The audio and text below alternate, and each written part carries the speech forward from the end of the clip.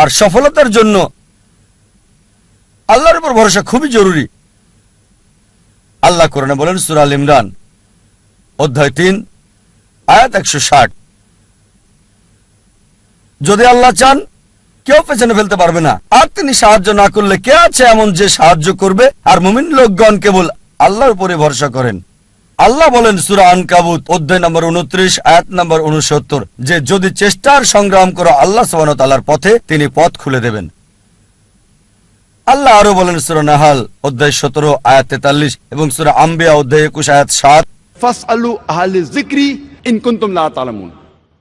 যদি তোমরা না জানো তাকে জিজ্ঞেস করো যে জানে, তার কাছে যার জ্ঞান আছে। তাই সফলতার জন্য প্রথম আল্লাহর উপর ভরসা, দ্বিতীয় হচ্ছে চেষ্টা করা, সাধনা করা আল্লাহ সুবহানাহু ওয়া তাআলার পথে, তৃতীয় হচ্ছে যে জানে তাকে জিজ্ঞেস করা। পরিকল্পনাটাও জরুরি, গন্তব্য থাকাটাও জরুরি। আর আমরা যখন পড়ে দেখি ম্যানেজমেন্ট গুরু বই, অনেক গন্তব্য নির্ধারিত আর সেটা তারা দিয়েছে, তবে আমার কাছে সেরা প্ল্যানিং, সবচেয়ে সেরা গন্তব্য হচ্ছে ইসলামিক, ISLAMIC, আই এটা দিয়ে ইসলামিক। আপনার গন্তব্য আল্লাহ সুবহানাহু ওয়া তাআলা এবং নবী মুহাম্মদ সাল্লাল্লাহু আলাইহি সাল্লামের শিক্ষা অনুযায়ী হতে হবে। আপনার গন্তব্য কোরআন এবং সর্বশেষ এবং চূড়ান্ত বার্তাবাহক নবী মুহাম্মদ সাল্লাল্লাহু আলাইহি সাল্লামের হাদিসের অনুযায়ী হতে হবে। এটা ইসলামিক হতে হবে। এক নম্বর। এস হচ্ছে লক্ষ্য নির্দিষ্ট হতে হবে, স্পেসিফিক হতে হবে, অস্পষ্ট হবে না। আরেকটা উদাহরণ দিচ্ছি। ধরেন একজন শিক্ষক ছাত্রদের ধনুবিদ্যা সম্পর্কে শিক্ষা দিচ্ছেন, আর ছাত্রদের বললেন, যারা তীর চালানো শিখছিল, গাছের ডগায় বসা একটা পাখিকে নিশানা করছিল। সবাই নিশানা করছে, শিক্ষক বললেন আমি না বললে কেউ তীর ছুড়বে না। প্রথম ছাত্রকে বললেন নিশানা করেছো? সে বলল হ্যাঁ। তুমি কি দেখছো? সে বলল বন দেখছি, গাছ দেখছি, পাখিটাকেও দেখছি। দ্বিতীয় ছাত্রকে বললেন তুমি কি দেখছো? সে বলল স্যার গাছটা দেখছি, গাছের ডাল দেখছি, আর পাখিটাকেও দেখছি। তৃতীয় ছাত্রকে বললেন তুমি কি দেখছো? সেই ছাত্র বলল আমি শুধু গাছের ডাল দেখছি আর পাখি আর পাখির চোখ। চতুর্থ ছাত্রকে বললেন তুমি কি দেখছো? সেই ছাত্র বলল স্যার আমি শুধু চোখ দেখছি আর অন্য কিছুই দেখছি না। শিক্ষক বললেন এবার তীর ছুঁড়ে দাও, আর তীরটা পাখিটার চোখে গিয়ে লাগলো। আপনার লক্ষ্য স্পেসিফিক হতে হবে, নির্দিষ্ট হতে হবে। কোন ভ্রমণকারীর মতো হলে হবে না, যার কোনো উদ্দেশ্য নেই। কুকুরটার মতো না, যে গাড়ির পেছনে ছুটছে উদ্দেশ্য ছাড়া। তৃতীয় বিষয় এল দিয়ে বোঝাচ্ছে এটা লাভজনক হতে হবে। প্রথমত পরকালের জন্য লাভজনক হতে পারে আখিরাতে, আবার এটা আমাদের জন্য সমানভাবে লাভজনক হতে পারে এই পৃথিবীতেও, তবে গুরুত্ব হচ্ছে আখিরাত। আল্লাহ কোরআনে বলেন সূরা বাকারা অধ্যায় 2 আয়াত 201, রব্বানা আতিনা ফিদ দুনিয়া হাসনাতাও ওয়া ফিল আখিরাতি হাসনাতাও ওয়া কিনা আযাবান নার। হে আল্লাহ আমাদের কল্যাণ দাও দুনিয়া এবং আখিরাতের, আর দোজখের আগুন থেকে রক্ষা করো। সুতরাং লাভজনক হতে হবে, উপকার থাকতে হবে, প্রথমত পরকালের, তারপর এই দুনিয়া। তবে বেশি গুরুত্ব হচ্ছে আখিরাতের, তারপর দুনিয়ার। এমন যেন না হয় যে দুনিয়ার লাভ আখিরাতের লাভকে নষ্ট করে দেবে। চতুর্থ হচ্ছে এ দিয়ে তীক্ষ্ণ বোঝাবে, যথাযথ হতে হবে, সঠিক হতে হবে, লক্ষ্য সুতীক্ষ্ণ যথাযথ হবে। এম হচ্ছে পরিমাপ, লক্ষ্যটা পরিমাপযোগ্য হতে হবে। পরিমাপযোগ্য হতে হবে, নির্দিষ্ট হতে হবে। নির্দিষ্ট হওয়ার পর এর একটা সীমা থাকতে হবে। যেমন ধরেন একজন নির্মাতা বলল আমি পৃথিবীর সবচেয়ে উঁচু দালান তৈরি করতে চাই, লক্ষ্য নির্দিষ্ট, তবে সীমা নির্ধারণের জন্য সে জরিপ চালাবে পৃথিবীর সবচেয়ে উঁচু দালান কোনটি, আর সে জানল বুর্জ আল খলিফা, এর উচ্চতা 828 মিটার নির্দিষ্ট। এখন তার লক্ষ্য হচ্ছে তাকে এমন দালান বানাতে হবে যেটার উচ্চতা 828 মিটার চেয়ে বেশি। এটা হচ্ছে নির্দিষ্ট আর পরিমাপযোগ্য। যদি পরিমাপযোগ্য হয়, মনিটর করা যাবে কতটুকু তৈরি করেছেন, আপনার লক্ষ্যের কতটুকু কাছে গেছেন আপনি। এরপর হচ্ছে নিয়ত। আমাদের প্রিয় নবীজি মুহাম্মদ সাল্লাল্লাহু আলাইহি ওয়াসাল্লাম বলেছেন, এটা আছে সহিহ বুখারীতে ভলিউম নাম্বার 1 অধ্যায় নাম্বার 1 বুক অফ ফেথ হাদিস নাম্বার 1, বুখারীর প্রথম হাদিস। ইন্নামাল আমালু বিন্নিয়া। আপনার কর্ম বিবেচনা করা হবে নিয়তের উপর। আপনার নিয়তের উপর পুরস্কৃত হবেন। আপনার নিয়তটা যেন হয় আল্লাহ এবং রাসূলুল্লাহ সাল্লাল্লাহু আলাইহি সাল্লামের সন্তুষ্টির জন্য। বিখ্যাত হওয়া, জনপ্রিয় হওয়া কারো ইচ্ছা থাকা উচিত না। যদি বিখ্যাত হওয়া উদ্দেশ্য হয় তাহলে আপনার লক্ষ্যটা ভুল। যদি উদ্দেশ্য হয় সন্তুষ্টি অর্জন আল্লাহ, আমাদের স্রষ্টা এবং রাসূলের, অবশ্যই আপনাকে আখিরাতে পুরস্কার দেওয়া হবে, আর ইনশাআল্লাহ আল্লাহ এই পৃথিবীতেও আপনাকে কল্যাণ দান করবেন। এটা ধারাবাহিকভাবে হতে হবে লক্ষ্য অর্জন পর্যন্ত। যদিও লক্ষ্য অর্জনের সময় সীমিত হয় বা সীমিত না হয়, সব সময় ধারাবাহিক হতে হবে। যেমন ধরেন, আপনার লক্ষ্য হচ্ছে রমজান মাসে অন্তত কোরআন পড়তে চান প্রতিদিন 1 পারা, তা আপনার টার্গেট আছে প্রতিদিন 1 পারা পড়বেন। এভাবে ধারাবাহিক প্রতিদিন রমজান মাসে কোরআনের 1 পারা করে আপনি পড়েন। রমজান শেষে পুরো কোরআন হবে শেষ অন্তত একবার। যদি সময় সীমিত না হয়, হয়তো বলতে পারেন আমি প্রতিদিন করে পড়তে চাই। একটা টার্গেট সেট করলেন, প্রতিদিন পড়বেন আধা পারা বা হতে পারে 1 পারা, এভাবে শুরু করলেন। যখন আপনি শুরু করলেন এই পড়াটা আধা পারা বা 1 পারা একদিনে, আর জীবনের শেষ দিন পর্যন্ত এভাবে ধারাবাহিক হলেন, আমাদের প্রিয় নবীজি মুহাম্মদ সাল্লাল্লাহু আলাইহি ওয়াসাল্লাম বলেছেন, এটা আছে সহিহ মুসলিম ভলিউম 1 বুক অফ সালাহ অধ্যায় 272 হাদিস নম্বর 1711। তিনি বলেছেন যে এক লোক নবীজির কাছে বলল, সবচেয়ে ভালো কাজ কোনটি যা আল্লাহ পছন্দ করেন? নবীজি বললেন, আল্লাহ সেই কাজ পছন্দ করেন যেটা ধারাবাহিকভাবে করা হয়, সেটা ছোট কাজ হলেও। একবারে অনেক কাজ করাচ্ছে ধারাবাহিকভাবে কম করাটা ভালো। তাই যে কাজটা নিয়মিত করা হয় সেই কাজটা একবারে অনেকগুলো কাজ করাচ্ছে বেশি ভালো।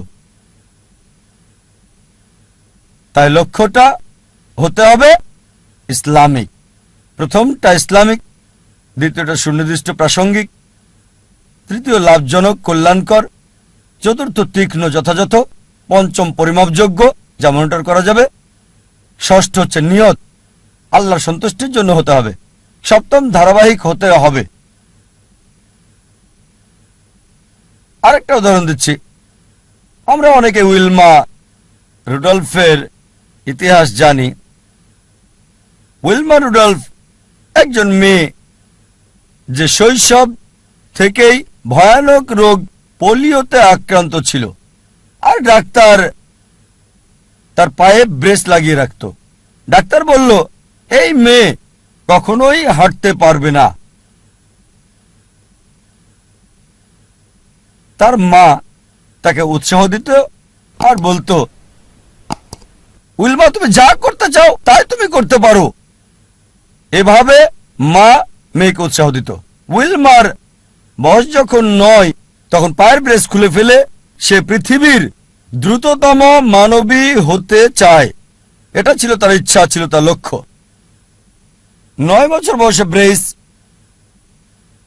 খুলে ফেলার পর 13 বছর বয়সে জীবনের প্রথমবারের মতো দৌড়ে অংশগ্রহণ করল সে, এবং পরাজিত, সবার শেষ অবস্থান। তবে তারপরও সে ধারাবাহিক চেষ্টা চালিয়ে যাচ্ছে, হেরে যাচ্ছে, আবার চেষ্টা করছে। একসময় অলিম্পিকে খেলার যোগ্যতা সে অর্জন করেছে। এটা বাস্তব গল্প, কোনো বানানো গল্প না, মনোরঞ্জনের গল্প না। যখন অলিম্পিকে খেলতে আসলো 1960 সালের অলিম্পিকে মহিলাদের 100 মিটার দৌড়ে সে প্রথম হয়েছিল, স্বর্ণপদক পেল। 200 মিটার দৌড়েও মহিলাদের মধ্যে স্বর্ণপদক পেল। সে 400 মিটার দৌড়েও স্বর্ণপদকটা জয় করে নিল। 100 গুণ 4 মহিলাদের মধ্যে 1960 সালের অলিম্পিকে সে 3টি সোনা জিতেছিল এবং ইতিহাস রচনা করেছিল। একজন প্যারালাইজড, একজন অচল মহিলা, পোলিও আক্রান্ত, সে পৃথিবীর দ্রুততম মানবী হল 1960 সালের জন্য। আমরা দেখলাম যে উইলমা লক্ষ্য স্থির করেছে। আর যদি ম্যানেজমেন্ট গ্রুপ বই পড়েন, এই বিষয়গুলো তাতে আছে। স্মার্ট গোল বইয়ে আছে, বিস্তারিত আমি বলছি না। তবে চলুন দেখি সে কতটুকু মূল টার্গেট পূর্ণ করেছে ইসলামিক ভাবে। প্রথম হচ্ছে লক্ষ্যটাকে ইসলামিক ছিল, লক্ষ্যটাকে কোরআন সুন্নাহ অনুযায়ী ছিল। তার ব্যক্তিগত জীবন জানি না, তবে এটা জানি সে মুসলিম না। স্রষ্টার জন্য করেছিল কিনা সেটাও জানি না। দ্বিতীয় হচ্ছে লক্ষ্যটাকে নির্দিষ্ট, হ্যাঁ নির্দিষ্ট। সে পৃথিবীর দ্রুততম মানবী হতে চেয়েছে। এটা লাভজনক, কল্যাণকর, হ্যাঁ এই পৃথিবীর জন্য লাভজনক। সুনাম পেয়েছে, সম্মান পেয়েছে। তবে আখিরাতের ব্যাপারে আল্লাহ জানেন, আমি জানি না। আখিরাতে এই অলিম্পিক জয়ের সোনা কোনো কাজে আসবে কিনা। যদি না তা করা হয় আল্লাহ সুবহানাহু ওয়া তাআলার সন্তুষ্টির জন্য। এটা কি সুতীক্ষ্ণ এবং যথাযথ ছিল? হ্যাঁ ছিল। এটা পরিমাপযোগ্য ছিল কি? হ্যাঁ। সে জানতো কে বিশ্বের দ্রুততম মানবী। সময়টা হয়তো 9 সেকেন্ড, 10 সেকেন্ড বা 11 সেকেন্ড ছিল, পরিমাপযোগ্য ছিল। আর সে চর্চা করলো, লক্ষ্য অর্জন করলো। তারপর নিয়তটা কি ছিল? সুনাম অর্জন করা। অবশ্যই তা পেয়েছে। আল্লাহকে খুশি করা উদ্দেশ্য ছিল কিনা আমার সন্দেহ। তারপর ধারাবাহিকতা ছিল, হ্যাঁ ধারাবাহিক ছিল, নিয়মিত চর্চা করেছে। যদিও হেরেছে অনেকবার, জয় করল পৃথিবীর দ্রুততম মানবী। আপনাদের আরেকটা উদাহরণ দিচ্ছি লক্ষ্য নির্ধারণের। ভিন্নতা দেখে একজন মানুষের উদাহরণটা বলছি আপনাদের। একজন মানুষ যার সম্বল ছিল সামান্য, কিন্তু তিনি লক্ষ্যের চূড়ায় পৌঁছেছেন। যে মানুষ, যে ব্যক্তিটি আমার জীবনকে বদলে দিয়েছেন, শরীরের ডাক্তার থেকে আত্মার ডাক্তার করেছেন, আমি নিশ্চিত আপনারা তাকে চেনেন। তিনি হচ্ছেন শেখ আহমেদ দিদাত। চলুন তার লক্ষ্য নির্ধারণ দেখি। শেখ আহমেদ দিদাত, যদি আপনারা তার জীবনী পড়েন তাহলে দেখবেন যে পড়ালেখা করেছেন 6ষ্ঠ শ্রেণী পর্যন্ত মাত্র। তার কারণ ছিল সাংসারিক অভাব। বাধ্য হয়ে পড়ালেখা ছেড়ে দেন তিনি। 6ষ্ঠ শ্রেণী পাশ করার পর লেখাপড়া ছাড়তে বাধ্য হলেন। সামান্য সম্বল নিয়ে নিজের দেশ ভারত জন্মস্থান ছেড়ে চলে গেলেন দক্ষিণ আফ্রিকায়। তিনি কাজ করতেন সেলসম্যানের, ফার্নিচারের দোকানে দোকানে, ড্রাইভিংও করেছেন তিনি ইত্যাদি। আর দক্ষিণ আফ্রিকায় থাকাকালীন তিনি নিয়মিত খ্রিস্টান মিশনারিদের বিড়ম্বনা শিকার হতেন, যারা বলতো ইসলাম একটা অনুপযোগী ধর্ম, নির্দয় ধর্ম। তারা ইসলামকে আক্রমণ করত।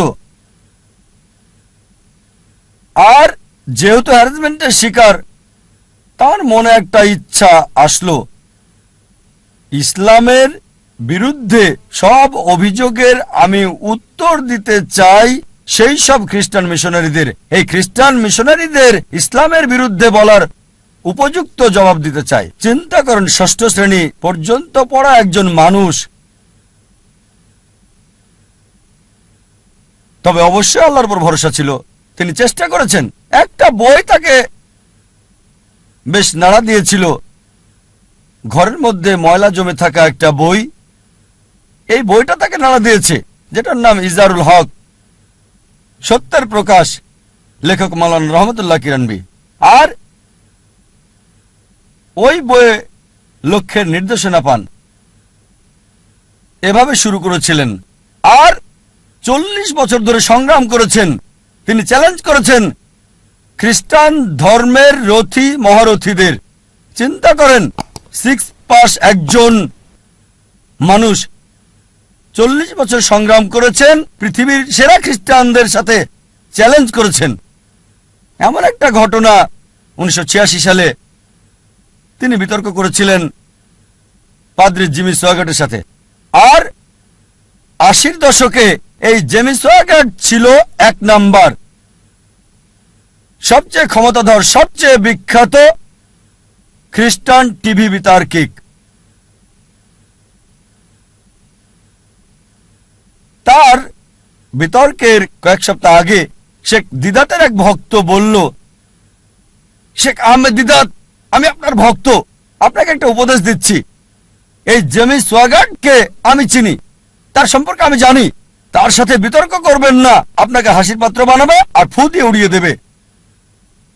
চিন্তা করেন, একজন ভক্ত আহমেদ দিদাতকে উপদেশ দিচ্ছে জেমি সোয়াগাটের সাথে ডিবেট না করার জন্য। আমি তাকে চিনি, আপনাকে হাসির পাত্র বানাবে আর ফু দিয়ে উড়িয়ে দেবে।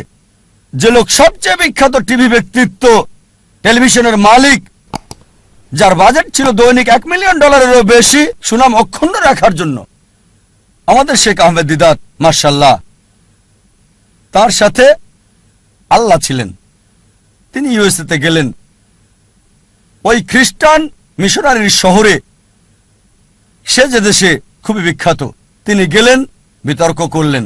আর আলহামদুলিল্লাহ সুম্মা আলহামদুলিল্লাহ, আল্লাহর সাহায্যে তিনি টেবিলটাকে উল্টে দিলেন।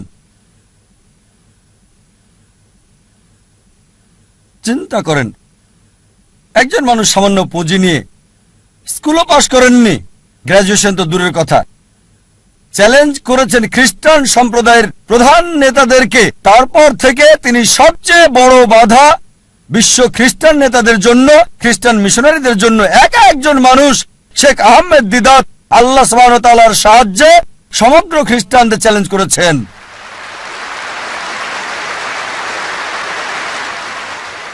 এবার তার লক্ষ্য নির্ধারণ দেখি। 1 নাম্বার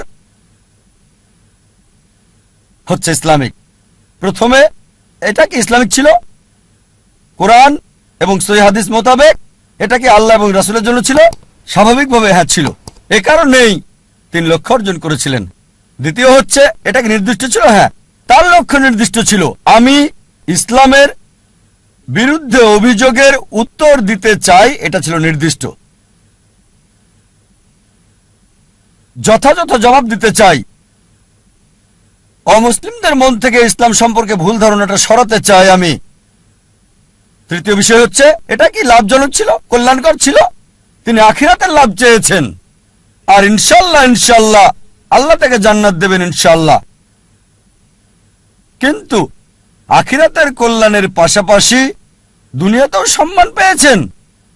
দেখেন, 6ষ্ঠ শ্রেণী পাস একজন মানুষ 1986 সালে মুসলিম বিশ্বের নোবেল পেলেন মানবতার সেবায়, বাদশাহ ফয়সাল পুরস্কার তাকে দেওয়া হয়েছিল।